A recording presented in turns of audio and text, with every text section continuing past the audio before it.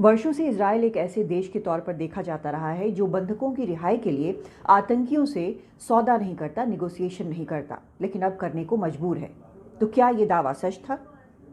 वर्षों से ये कहा जा रहा है कि सुरक्षा तकनीक जो इजरायल की है वो शानदार है, लेकिन तब भी हमास ने इतना बड़ा हमला कर दिया।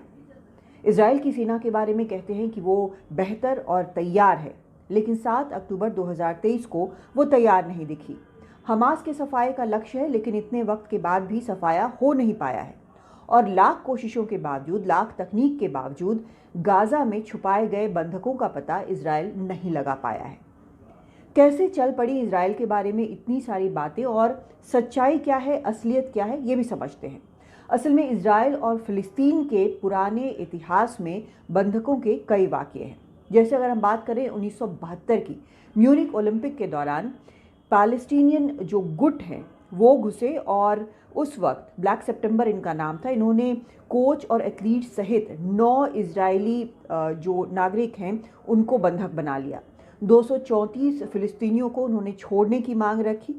इजरायल ने मांग मानी, लेकिन मांगने के खिलाफ इन्होंने बंधकों को छुड़ाने की कोशिश की। बंधक सारे मारे गए और हमलावर भी मारे गए। एक और मामला है प्लेन हाईजैक का। ये एयर फ्रांस का प्लेन था, 1976 का ये मामला है। प्लेन जो है वो तेल अवीव से पेरिस जा रहा था। इसे एक आतंकी गुट ने, एक मिलिटेंट गुट ने इसे हाईजैक कर लिया। इसे हाईजैक कर युगांडा ले गए। इस प्लेन में 258 यात्री थे। 47 बुजुर्ग, बच्चे, महिलाओं को और 100 नॉन इजरायलियों को तो रिहा कर दिया गया। 100 इजरायली बचे, जिनके लिए 53 फिलिस्तीनियों की रिहाई की मांग इस गुट ने रखी। इजरायल ने इनकार कर दिया और मोसाद के साथ और कीनिया के अधिकारियों के साथ मिलकर जहां पर जिस अनयूज्ड एयर बेस पर इनको बंधक बनाकर रखा गया था उस पर उन्होंने हमला किया और इन सबको छुड़ा लिया। इस ऑपरेशन का नाम ऑपरेशन थंडरबोल्ट था, जो कि मौजूदा इजरायली पीएम के भाई योनाथन नेतन्याहू की अगुवाई में किया गया था और इसके अकेले कैजुअल्टी वही बने, यानी उनकी इस ऑपरेशन के दौरान मौत हो गई। लेकिन 2006 में गिलाद शालित के अपहरण के मामले में इजरायल ने बातचीत भी की और फिलिस्तीनी कैदी भी रिहा किए। 19 साल के सैनिक शालित को मिस्र गाजा सीमा पर हमास सहित कुछ और गुटों ने अगवा कर लिया। 5 साल तक वो बंधक रहा।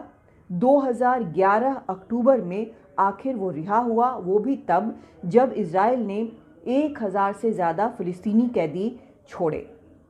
अब इजरायल और इसमें जो सैनिक कैदी छोड़े गए उनमें मौजूदा हमास का जो मुखिया है याह्या सिनवर, उसे भी शामिल बताते हैं।